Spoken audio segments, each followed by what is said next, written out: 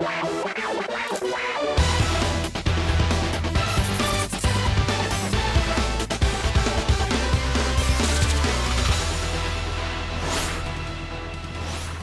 right.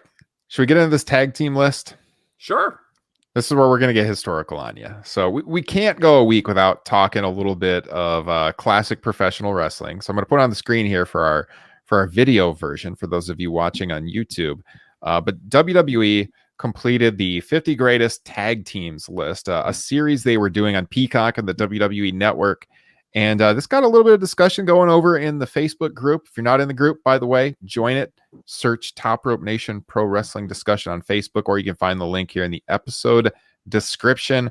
But when it comes to the 50 greatest tag teams in WWE history, their top 10 in order, starting with number 1, were the New Day, the Hardy Boys, the Hart Foundation, Edge and Christian, the Dudley Boys, the Legion of Doom, Usos, New Age Outlaws, the Brothers of Destruction, and the British Bulldogs. And just outside the top 10 at number 11 was Demolition. Can I just say right off the bat that there are obvious problems with this list, but by the standards of WWE lists, this is actually really, really good on their part. This is one of the better ones they've ever come up with. You can nitpick it, but I don't think it's too far off from what the actual answer is. To that point, there are only 2 changes I would make in the top 10. Now, we could certainly reshuffle the top 10 around, and I would reshuffle, but in terms of teams that are in the actual top 10 that I would not have in the top 10, Legion of Doom would not be in my top 10. I did not really like either of their WWF runs at all. And Brothers of Destruction is offensive to me. And I went about that on Facebook. Their run in 2001 is about as heinous as anything in professional wrestling history. Just awful. Them being like working the first main event after WrestleMania 17 against the 2-man power trip, that stunk. The match with DDP and Canyon at SummerSlam of that year is maybe my least favorite match. Or it's on the Mount Rushmore of least favorite matches in WWE. I mean, you talk about reasons the Invasion died. Go back and watch that. Just a one-sided squash.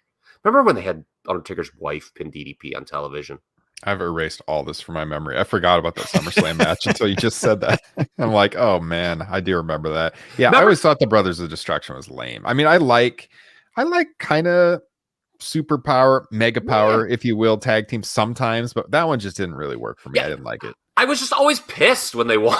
Like, I was just, remember like they gave Edge and Christian the jobber treatment in the summer of 2000 when Edge and Christian were at their peak. I just always hated the Brothers of Destruction a lot. So I wouldn't have them up there. And then the 2 teams I would bump up into the top 10 that were not in the top 10, Ryan, you mentioned Demolition at number 11. They'd be in my top 10, and the Rockers would be in my top 10, probably top 5. Oh, wow. Okay. Yeah, I agree with Justin's take. I think overall the list is pretty well done. I mean, you're never going to get it perfect. People are going to take issue with it, nitpick it every which way. Brothers of Destruction, again, is the most outlandish one in the top 10. You look at the rest of them, and again, this is a WWE list. They're not looking at the history of wrestling. That's why you don't see the Midnight Express up here. This is why you don't see the Freebirds up there, for example. Like, this is a WWE list. Hey, I just watched, somebody reminded me about it. Them and the Steiners at the lead off of Great American Bash 96 is a banger. Yeah, I think I said in the Facebook group, I drop Brothers of Destruction out. I would definitely move Demolition up. I think you can make the case Demolition should be in the top 5. I'd move the Rockers up too. I'd have them in the top 10. So I'd move the Steiners up. The Steiners were at number 17. Some of that, though, it's what they did outside of the WWF too. But they weren't shabby in the WWF either. But more so better elsewhere. Yeah, like LOD, they're a much better WCW tag team. Yeah, agreed. But I mean, as a whole, I know some people are taking issue with the New Day. But maybe that is, you're looking at classic wrestling from your childhood and you're thinking it's always better, but like the New Day has been around a long time at this point. they've been incredibly popular. If you've been to a live show in the last 5 or 6 years, I mean, one of the best reactions of the crowd. Their merch is sold like crazy. Even when they were doing those stupid unicorn things, they were all over the crowd. Everyone was buying them up. That tells you how popular they were. So, I mean, like, what's your criteria for this list? If you're looking at, just good workers, that's one thing, but they're good workers. And then you look at the whole picture, you look at them being a draw, selling merchandise. I mean, for sure, the New Day has to be in the top 5. I would say, like, if they're not in the top 5, like, you can nitpick it, maybe move them around a little bit, but they would have to be in the top 5 for this to be legitimate, in my opinion. So, yeah, for sure. So I had talked to you guys briefly off air, what a point that is really beaten, into the ground when I look at this list. Compared to like all other promotions in history, tag team wrestling is just not that big of a deal in the WWE. And this, I think, just drives it home because you're kind of like, well, who should be number 1? And then you just kind of look at the lack of depth. I mean, when you go down to 50 and anything, okay, there's going to be some head scratching things. But man, I just think that, it's the one promotion like ever where tag team wrestling is never presented as a main event level attraction. Right. And so it's kind of tough to pick number 1. I mean, you look at this list and there's a lot of thrown together like super teams. And it's kind of tough, like the Mega Powers being at 13 is kind of like silly. Well, I was going to ask about DX at 21. Yeah. And, they just, it feels like, it's like, well, like, it just feels like, they just kind of put it random with no rhyme or reason. It's like, well, like, Mega Powers worked 3 times. Yeah. But then again, I mean, they are one of the most remembered tag teams. Yes, that's true. But I mean, you could have a discussion. Well, I mean, how many times did you have to work? Yeah. To make the list? Because there's probably other super teams that worked not many more than 3, but like, I don't know. We could go to a list. I mean, like Jericho and Benoit, they're not going to put Benoit on the list, but but as far as like my top 5, if we wanted to go in that, I struggle with who would be number 1. Same. Like a lot. I think say Money Inc., you coward.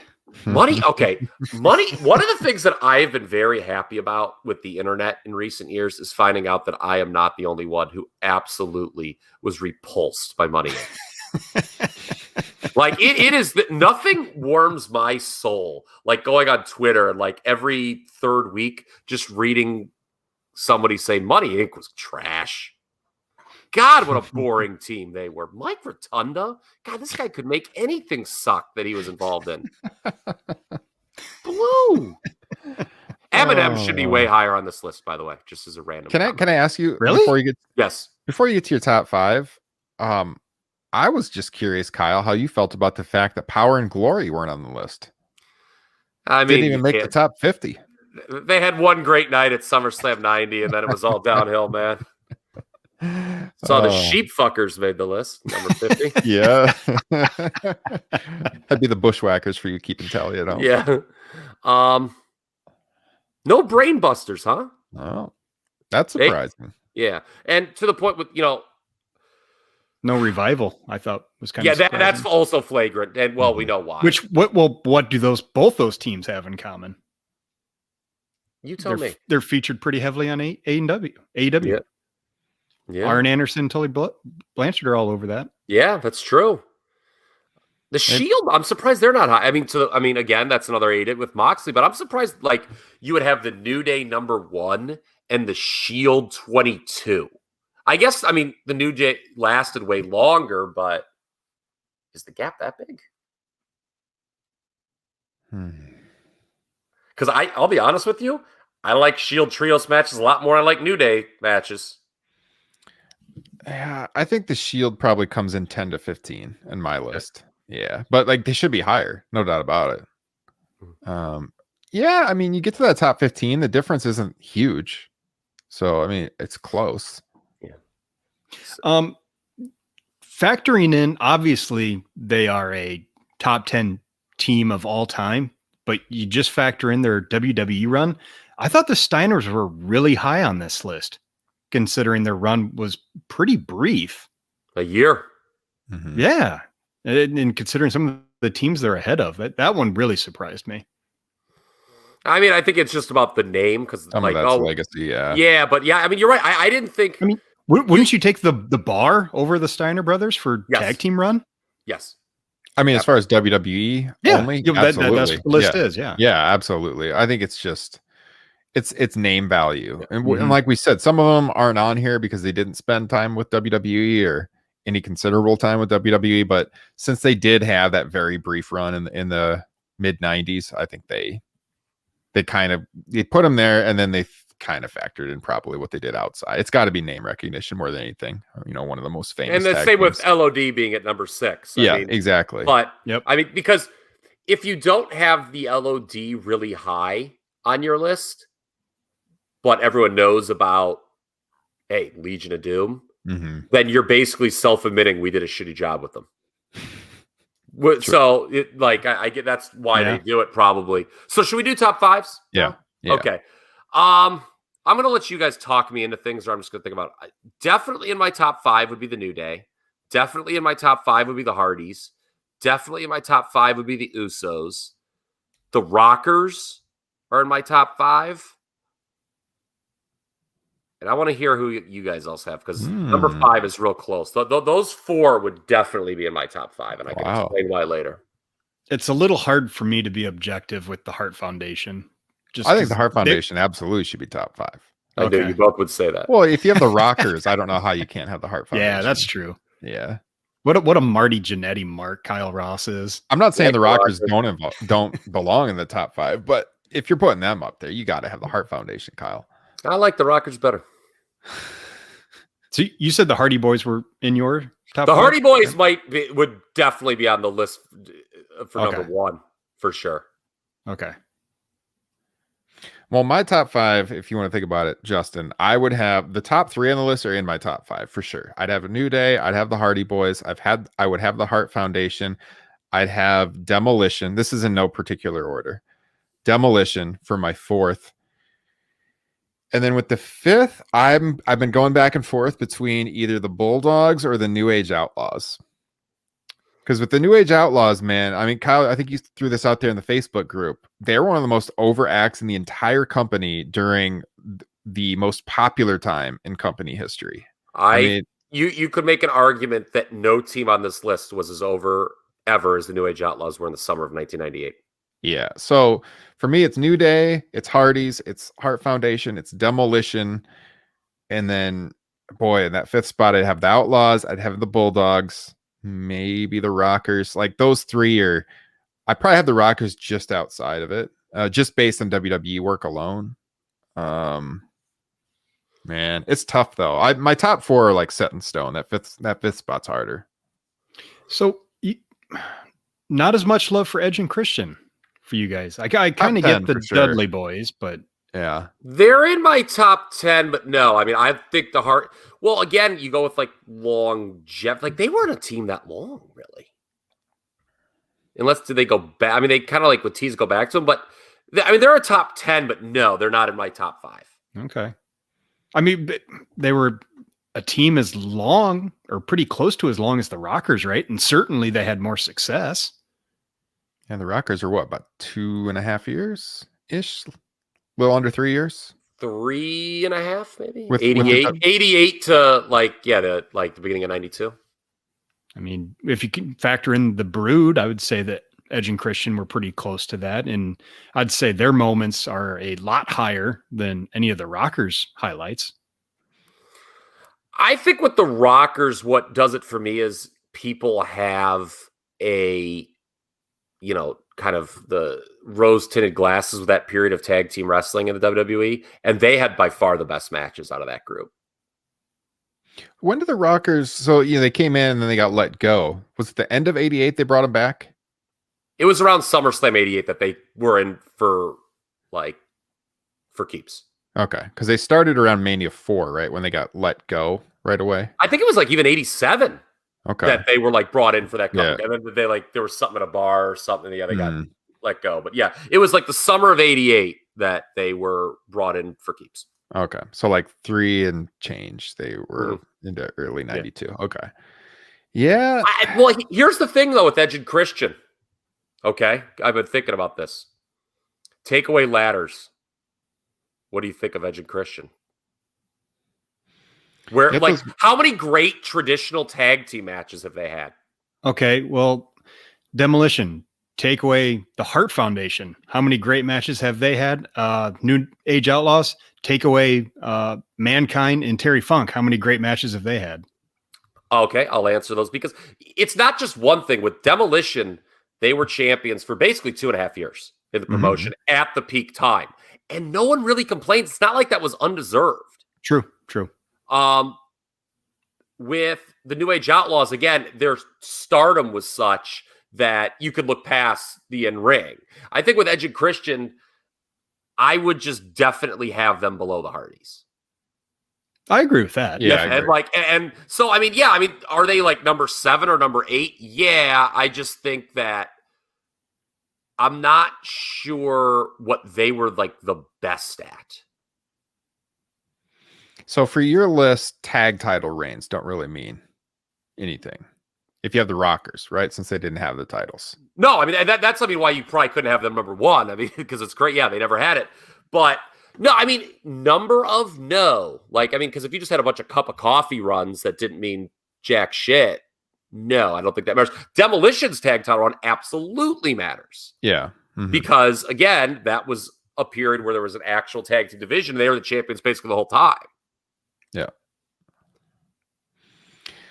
It's tough, but I mean, again, like as we talk about this, and I'm looking at their top 10, like they're pretty much all in there, except for Demolition, which there's a political reason they're just outside of the top 10. And they're part of the big lawsuit. Great point. Yeah, and I think the notion that they were Road Warriors ripoffs always stuck with them and in people's minds. That's why they're probably below the LOD.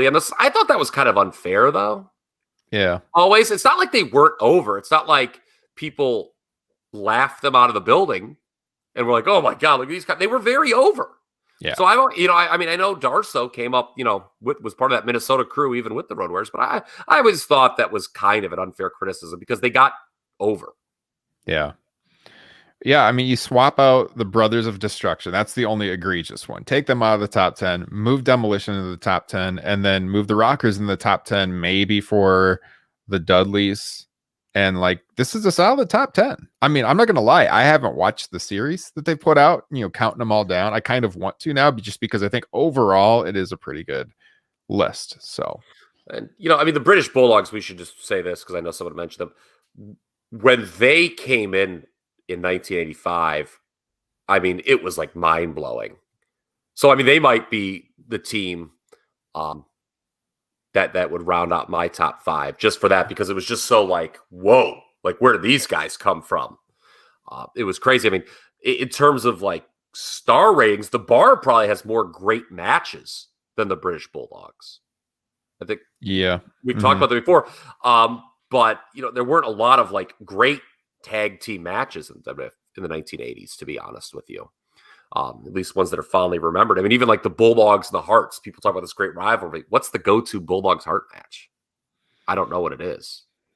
Yeah, they're not on a big stage. When I know there's a match they had at MSG that's pretty highly regarded. It's good, but it's not like, I don't think like I've never seen like a 4.5-star British Bulldogs Heart Foundation match.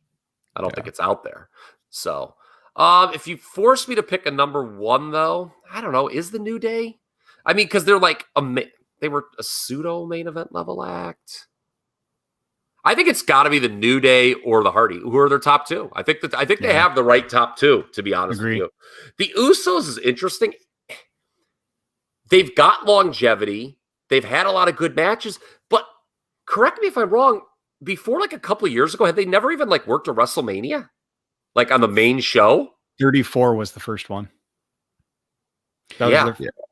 I mean, they've had really good matches. They've transformed their career. They used to wear like the neon colors, and then they went heel and they made their characters even better.